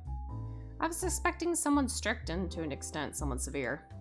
But Professor Andrew Clark is definitely the opposite of what I have in mind. The more personable kind, similar to a grandfather who dotes on you at family gatherings. Oh my god, that is... So there were a couple of professors that I was kind of, like, close to in college. And of course, my Swiss cheese brain has been like, any names, bye-bye. But I would just call them by their last names, instead of professor. So, like, let's say one's name was Professor James Smith. I'd just be like, Smith, hi! Because my brain, even though, like, they were like, you know, you can call me by my first name. I was like, nope, I can't. No, I can't. No, there was one professor that I called by her first name. Because, and only sometimes, rarely I called her by her first name. Usually I just called her by, doctor, her name, her last name. But she was really cool. She was really chill. I really liked her. Man, yeah, that's giving me fucking college flashbacks. Weird to say college flashbacks. It feels weird to say that I'm out of college. was definitely a time. It's obvious why Ash is taking a liking to him. Ashton tells me there's something you wish to discuss that I could help with. Possibly, God knows. Let's hear it then. I gave Ash a hesitant glance, but he just nods and gestures towards Andrew with his head. Yeah, you can do it! Yeah, uh-huh. Come on, pick me up. Yeah, uh-huh. Come on, tracking. I know I'm slouching, even though I said don't slouch. Don't listen to me, Velrosians. Do as I say, not as I do. He's leaving this to me. It's my story to tell after all. I keep it short and concise. I found a letter in this old mansion and now I'm cursed. Exactly as I told Ash and Zach when they asked about it. I don't mention the name of the place. No use saying it now that someone legally owns it. No use dragging other people into my problems. I'm sure it's that letter I found. Yep. But I don't know anymore. I just want to know how to escape this nightmare. Of course. We're talking about the one in Anselm Village, aren't we? Yeah, he fucking knows it. How did you? How many fucking haunted mansions are there in the world? Don't look so surprised. There's only one place popular enough here if we're going to talk about hauntings. Exactly. I once had a colleague who wrote about it and the urban legends surrounding the place. Years worth of study, but fascinating. It's a shame he passed away at such a young age. He would have done a much better job at explaining topics like this one compared to me. Ashton here might disagree, but it's an interesting topic in sociology, if you care to have an open mind. Studying the science and theory behind it is completely different from outright believing in it. You don't believe in those stories, sir? Now, this isn't a question of belief. All I'm saying is things like these speak a lot about a place's culture and history. Yep. And it's not just limited to ghosts. Monsters, gods, you name it. Even you, Miss Santos. Even me? What about me? How you respond to these stories. It tells a lot about you and your upbringing. In the same way it tells me why our detective inspector here finds such topics absurd. Interesting, isn't it? Very. My head's starting to spin from all of this. You brought me to a professor of fucking sociology. I talk about ghosts and you brought me to a human sciences professor? I'm not the smartest person around, but I understand what he's trying to get at, I think. It's still too much to take in at once. I look to Ash for help, but his eyebrows are drawn in a frown. If he keeps staring like that at his cup, I'm pretty sure it'll crack soon. There's still something you're not telling. Didn't I tell you everything the other day? Yeah, but you mentioned the rights. Then you proceeded to drop the topic right after. What's with that? They don't have anything to do with this. Rights? Luke and Hannah, right? Yeah, they're the ones who got the place. I'm not surprised. Oh, well? They're the kind who gets what they want once they set their eyes on it. Yep. From what I've heard, word gets around. That you were a lot closer to the mic that previous line, and then you like backed way the fuck up. A heavy sigh escapes my lips. Popular or not, they're just my clients. Albeit a bit pushy, but just clients and a story. I wish you'd stop pestering me about them. Time to save. I know you're just trying to help. Yeah! Pop pow! What is it again that Becca does when dealing with a particularly difficult child? The pesky, annoying kind? I wish I could remember. I could certainly use the same trick right about now. Ashton, look here. I know you're trying to help, but the deal's almost already closed. The papers are being prepared. Once it's done, it's over. I'm just their agent. And when is that happening? When what? What? Yeah, when Is what? there even a purpose to this line of questioning? Your working relationship with them. When's it going to end? That's a weird question to ask. When the work is over? A question mark? Question mark? Question mark? About a week from now. It depends on how long the approval process would take, but they wanted us to rush it. Really? You're absolutely sure about that? Why do you keep thinking not? Yes, really. Unless they want to buy a house again and want me and Rose to be their agent. If yes, then I don't see a problem with it. Yeah. Now stop annoying me about it. Don't accept it. What? Why? It's my job. I love that fucking Andrew's just sitting here like, Alright. Oh lord, even my younger siblings are this difficult to deal with. And again, Ash is far from a younger sibling to me. If he'd only spell it out, surely I'd understand. We wouldn't even have to talk about it right now. That's how it is, right? Find an even ground, talk about it like the adults we are. It wasn't like this before. But somewhere along the line, something has changed in us as people, as friends. I wish I could tell when or why. Instead, I'm left searching blindly for reasons. The next thing we know, we'll be drifting further and further apart. How frustrating. Now, kids, settle down. We're not going to solve anything by shouting. Thank you. You probably didn't sign up to play mediator, but you know, you probably wanted to talk more about the sociology of ghosts, which, yes, interesting. Or what did he say?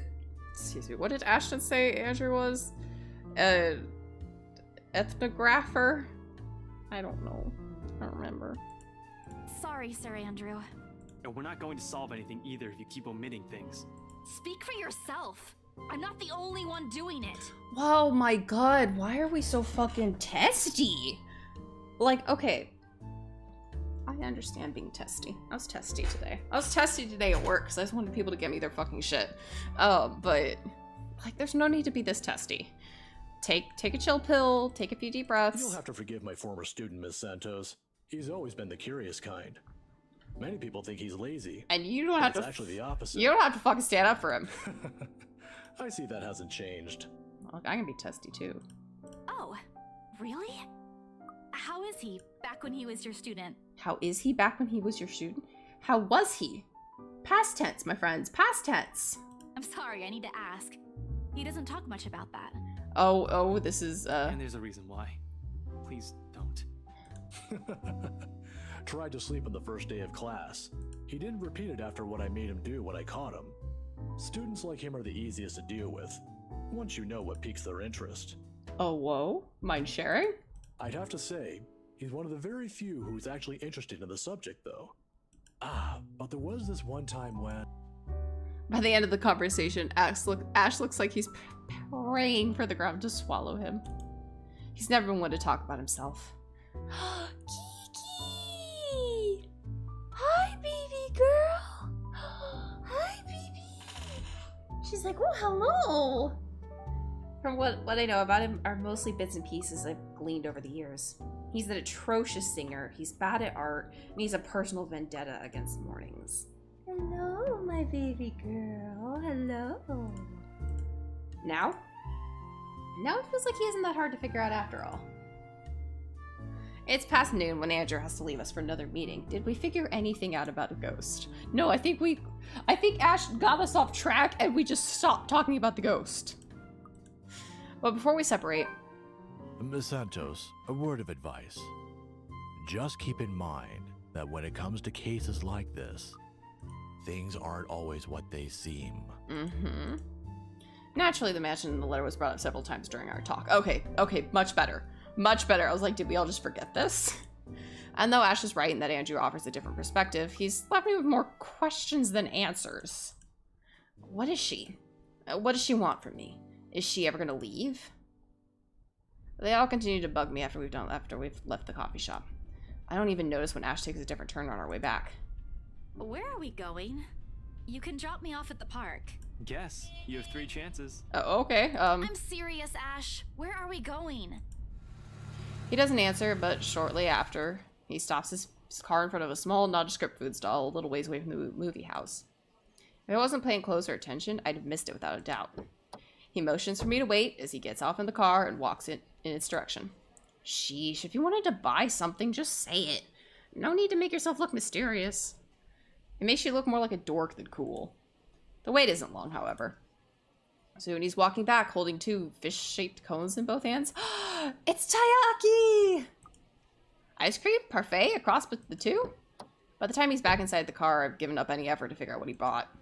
Not that it looks bad, it's actually quite cute. Here, take it. He got you taiyaki! I love taiyaki! I have to move my head back a little when he thrusts it at me to avoid the ice cream and fruit topping from ending up on my nose. What's this for? My arm's getting tired. 5, 4, 3, 2. With a wary glance, I take it off his hands. I still don't understand why there's a need for ice cream today. Nevertheless, I take a small bite. It's actually pretty good.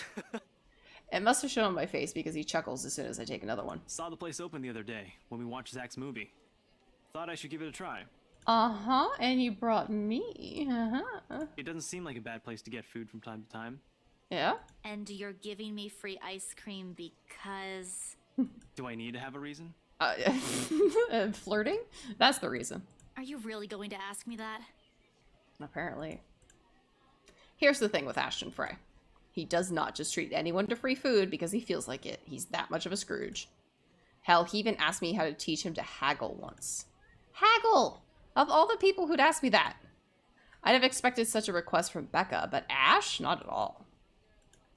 If I'm gonna be honest, he looks a bit constipated with that expression on his face right now. I think he's starting to regret ever buying this. The other day? The movie with Zach and Rebecca? Rebecca's there, yeah, I think so. Yeah. Did you forget about Rebecca? He has such a fucking big crush on Isabella, it's not even funny. Anyway, during the movie, we, that's to say, shit. Should have written down something first. Uh-huh. Uh-huh. I'm listening. Oh, Ash, are you gonna confess your love? I was not expecting this from a fucking horror game. I was expecting to get the pants scared off of me, not sad and then a little creepy. And now confession time? Question mark. Get to the point, Ashton. Right. I'm sorry. What? What? I'm sorry for, not getting to the point. Uh-huh. I'm sorry for the other day. I got carried away. I said things that upset you. I shouldn't have done that. I'm sorry. Oh, okay. Oh, okay. Okay? That's all? That's all you're going to say? I'm sorry. Oh, okay. You're not great. still angry, are you? You didn't have to buy me anything. A simple sorry would have been enough. I bite into a cone again, a small attempt to keep myself occupied and relieve the heat crawling up my face. It doesn't work, but at least I don't have to look at him. Why I'm feeling embarrassed over an apology, I have no idea. Come on, it's because we have a fucking crush on him. It's not like it wasn't called for. They were being mean, especially him, and in that fraction of a second it hits me. He skipped his day off just for today. I should be the one apologizing and thanking him. Silence is awkward company while we finish our respective snacks. There are words for this, for people like us, for understandings and sentiments like this. Yet in this instant, they won't come. As promised, he drops me off at the park right after, phrases unsaid still hanging heavily in the air. In this weather, the city park gives off a lazier and more languid vibe than usual. Where children are usually seen running around playing, there are now people leaning back on their picnic blankets, simply enjoying the afternoon sun. The smell of food and drink from nearby carts drifts from nearby carts, and if the wind blows in the right direction, one would catch the whiff of freshly trimmed grass. Maybe I should try walking home today to get my mind off things? To try and find the words somehow? Uh-oh. Are we gonna see something creepy? I haven't done that in a while. Sorry, I have a really bad itch. Thanks, Ash, for today. Aw. No problem. Say hi to Rebecca for me. Mm-hmm. Yeah, I will. Mm-hmm. Even so, I linger. We both do. A mild human breeze. Human breeze? Fuck me. A mild, humid breeze brings the smell of dried leaves, warmed earth, and a far-off distant memory. Of false starts and awkward first meetings. Same place, same people, playing the same parts. Funny how of all days my brain chooses to remember it now. Wait, Belle. Ash exits his car. His strides are unsteady when he approaches me, or maybe this is his uncertainty showing? I'm not quite sure. Oh, whoa. Oh, whoa. Oh, whoa. He's never looked uncertain to me before. Always calm, always sure, always collected. He stops a short distance from me, close enough that he's within an arm's reach, but just far enough for his voice to be heard over a decent small talk if this is what's going to be. He fumbles for something in his pockets. Here, catch. Oh? The small band. Oh! The small bag lands cleanly on my outstretched hand before it hits the ground. I raise an eyebrow at him, and he responds by shrugging and stuffing both his hands back to his pockets. Somewhere to the side, he finds an interesting spot to look at. Sometimes you have to wait, Papa said long ago. For once, this time, I listen. His voice is halting, hesitant when he finds it again. My mom used to make me carry around one of those when I was young. To ward off evil and bring you luck, she said. I don't believe in this kind of thing now. God! But if it makes you feel safe, since you're a total scaredy cat, then I guess it's okay to give you one. Touching moment ruined by suddenly much closer to the mic.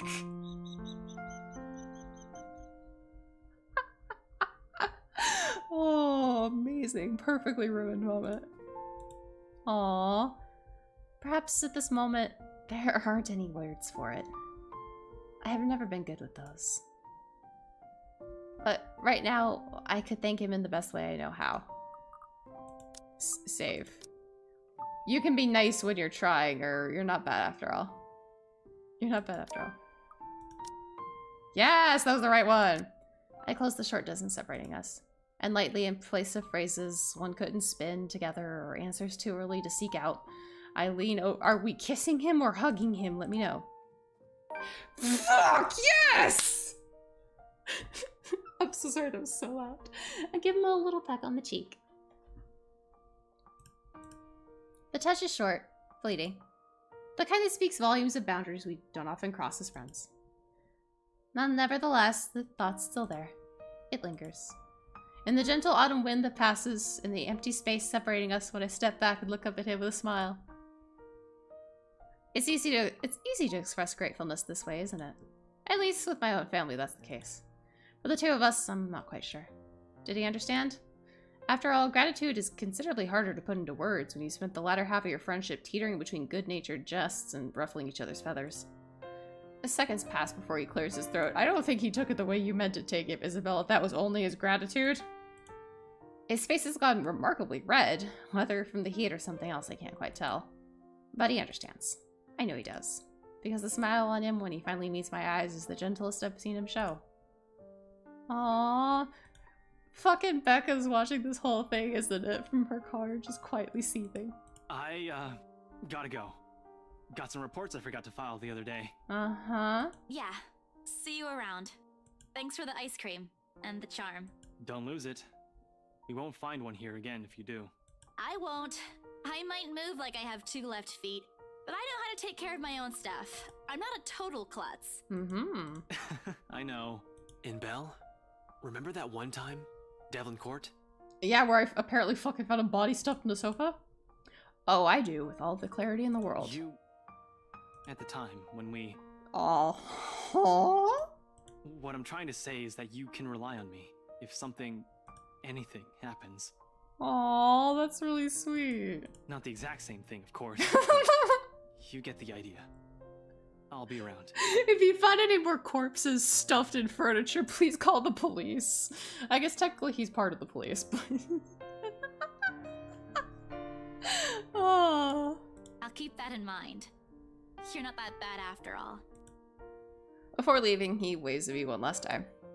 The next time we talk, we'll be back to the way we are. Because at the end of the day, that's how things have always moved between us. What we're familiar with, what we're comfortable with. But for that, it's always easy to put my own faith in him. I just hope I can keep them safe. Keep him safe. Aww! A light wind blows again, sending dried leaves swirling and the distinct smell of earth into the air. For the first time, the sunlight feels less harsh.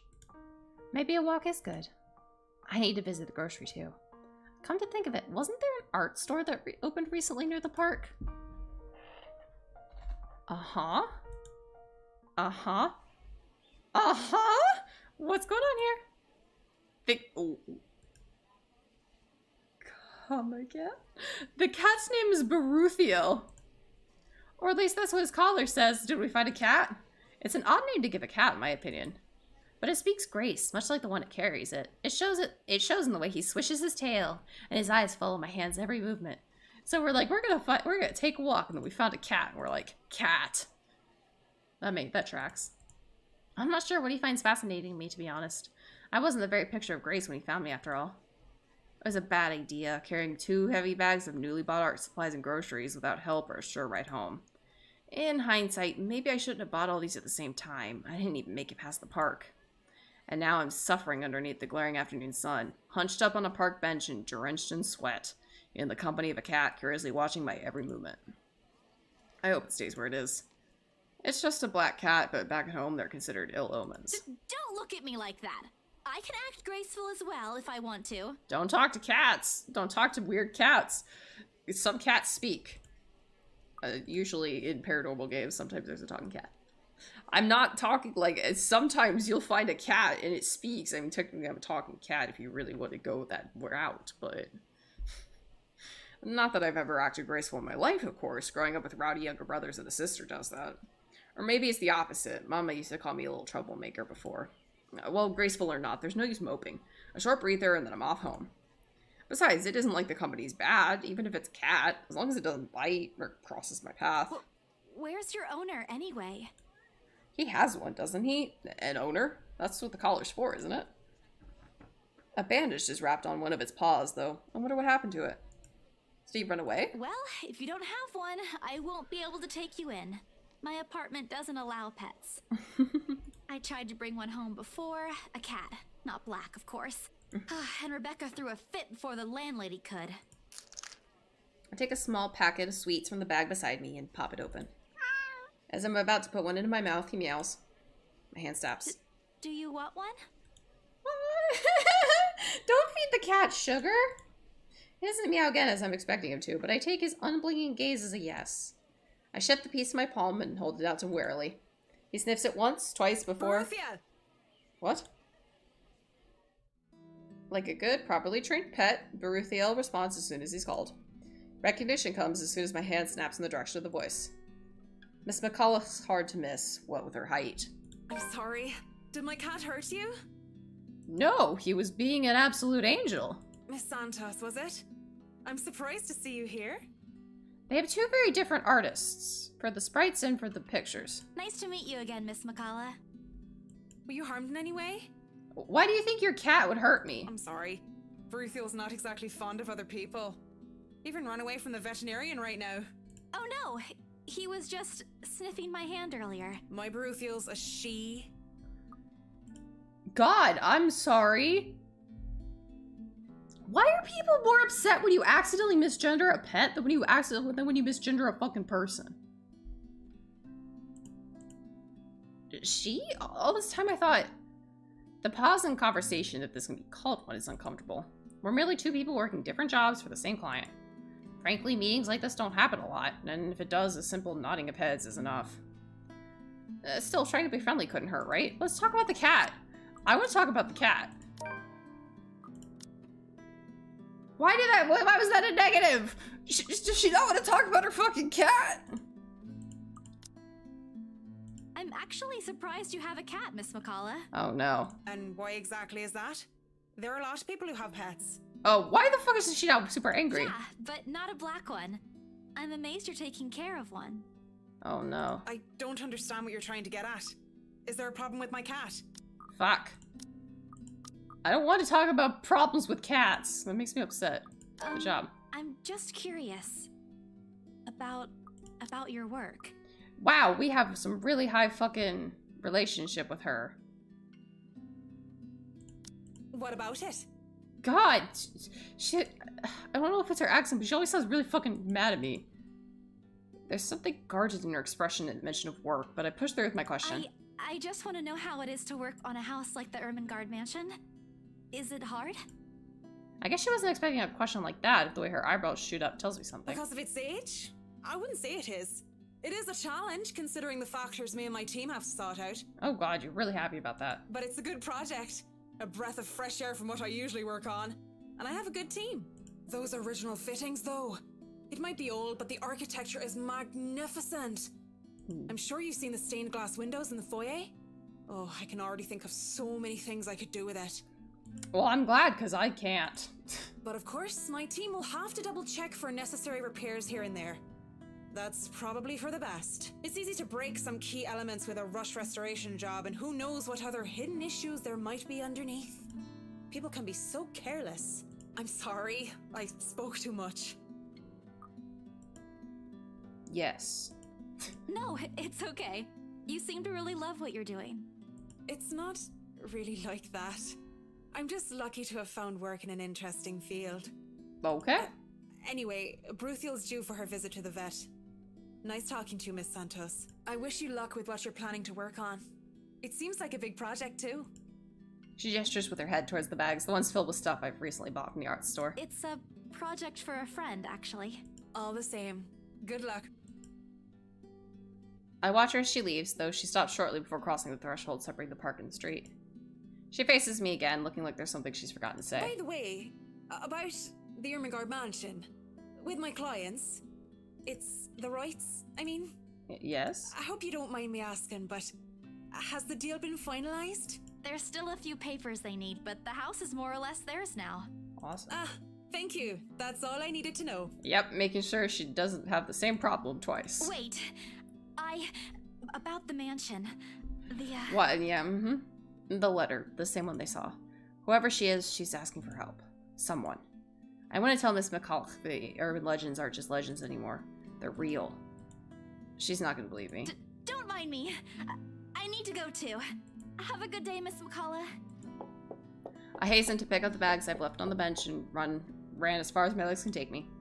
And that moment, when I'm carrying my hands, weighs far lighter than the overwhelming guilt trying to consume me. There's no need to fucking feel guilt. It's their fucking prerogative if they want to go live in a haunted mansion. Home. I want to go home. Anywhere where I won't be reminded of the house. Of her. My own cowardice. It's not fucking cowardice. Oh my god. Isabella. The food tastes less appetizing tonight. A pity. One would think that someone who had been on a continuous binge of instant noodles would find a home-cooked meal enjoyable. But it isn't. Hunger isn't what's gnawing at me tonight, neither are my sore muscles. The TV runs loudly in the background, but what it says barely registers in my brain. It's hard when the things you're trying to forget keep returning to the forefront of your mind. It distracts you, eats at you, devours you. I wish this would stop. I wish I wasn't the one who picked it up. I wish it was somebody else. In other local news, a woman was found dead in her home. Okay, that seems... Luxbourne police officials are currently investigating the crime scene, but has classified the case as homicide. Okay, that means Ash is working on it. Huh? The victim, identified as Rose Pamela Cooper, 33 years old, working as a real estate agent. Rose?! Discovered lying in a pool of blood in her two-bedroom flat with the words "Help me" repeatedly written on the walls. Oh. I mean, I knew she was gonna die, but what? No. No. This isn't what I want. This isn't supposed to happen. None of this is supposed to happen. No one's supposed to die. Those are just stories, right? Legends. That's what everyone has kept telling me, so why? And I... Immediately I rush to my study table and turn to my phone. My hand, cold from dread, clings tightly to it as soon as I touch its edges. A piece of folded paper, the letter, lying unassumedly beside it, slips to the floor when I pick up the device. But I pay it no mind. There are more important things. Right now. Right now. I need to call her. I need to call her. I was with her. I was just with her not too long ago and she was okay. No. No. No. It isn't Rose, I'm sure of it. I just talked to her and... A sob escapes me and hot tears begin to blur my vision. One after another, they trickle down, weighted by the very same guilt I refused to admit I've been carrying since the start. The same one I've been hiding from. The same one that has put the people I care about in danger. My hands shake as I navigate to Rose's number on my contacts list. She'll answer, right? That's what she always does. She'll pick it up, tell me to turn down the waterworks, and call me a wuss afterwards. She'll answer. Please answer, Rose. Again and again I dial, whispering, praying, pleading. Come on, Rose. Don't do this to me. Please pick up. I know you're there, Rose. You're not dead. Please tell me you're not. This adds to the series of deaths and disappearances that has plagued Luxborn in the recent years. The authorities are currently looking at a possible link with the notorious Anselm Butcher case. The TV runs loudly in the background. A deafening static sounds from my phone's speakers. But in my ears, I can only hear the screams, her pleas, her whispers. We are not safe. Well, with that, it's a little early, but I will end it here because I don't want to go much farther, and that's a good stopping point. Well, things have gotten a little weird. We got romance, we got sads, we got a little creepy, and then we got death. I knew Rose was gonna die. Like, I fucking called it in the first stream. Called it in first stream. I was like, she's fucking gonna die. But, wasn't expecting that. Okay, well. Goodness gracious. Let me save. And then we will quit. Quit. Because guess what? Guess what? Oh, music. The music credits. No, don't do that. Okay, guess what? I have something special to show the Melrosenians. Let me find it. And then I believe what I have to do is video source.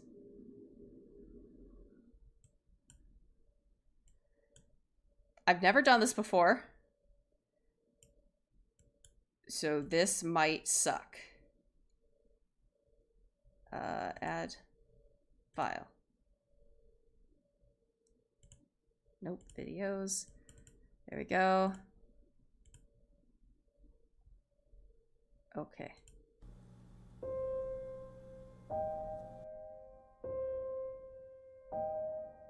Come, little children, I'll take you away into a land of enchantment. Come, little children, the time's come to play here in my garden of shadow.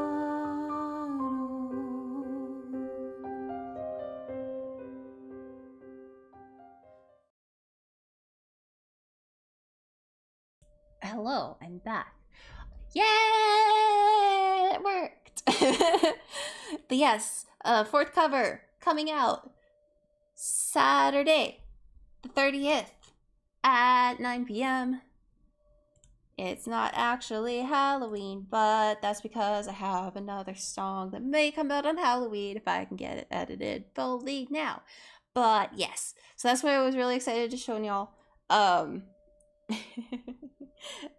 I really hope that it goes well. I'm very happy with how that cover turned out. And yeah.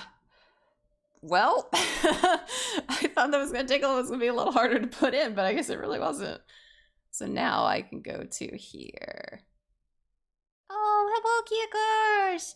You've come back! Alright, well, y'all know the usual song and dance. If you're not already following me on Twitch or subscribed on YouTube, I would really appreciate it if you would. Both places, I'm at Melrosia Prince. As well, you can follow me on Twitter and TikTok at ENVtuber. TikTok's been fucking blowing up lately. I am happy, but don't understand it. But yeah, this week is, again, this is all like non-scheduled week. I don't know what the heck I'm gonna play, when, how long. I'm just doing what I can when I can. Because I am tired this week. But yes, that is it for tonight. I hope you have a wonderful meowing afternoon, evening, whatever time it is for you. And without any further ado, bye-bye!